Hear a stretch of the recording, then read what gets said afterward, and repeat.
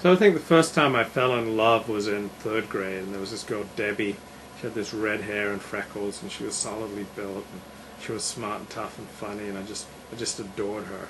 I don't think I ever told her that. I never spent much time with Debbie. I just kind of admired her from across the room.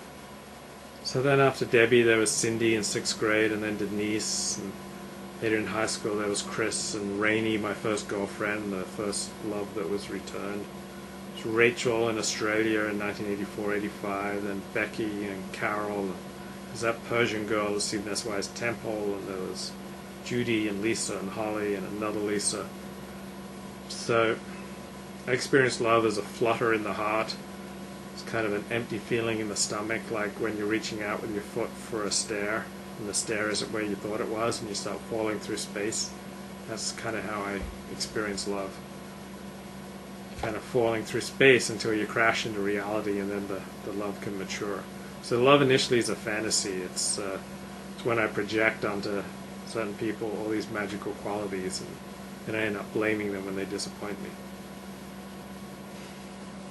So love does not disappear for me when I obtain the object of my desire. It just changes, it deepens, becomes much more complicated, and kind of shot through with ambivalence and even hatred.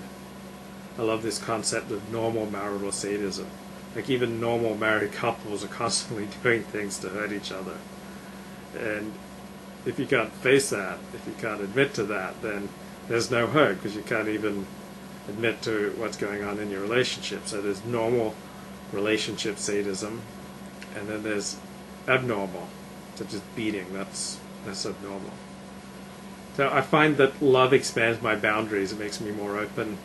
I'll try more things. Love more than anything gets me out of a rut.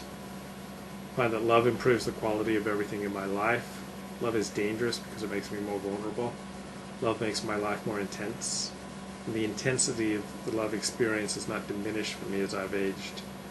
Many years can go by without my experiencing love, up to about 5 years. I'm thinking about setting foot in Israel in July 2000. I remember walking up to the Western Wall in Jerusalem. That was love, and I can't wait to get back.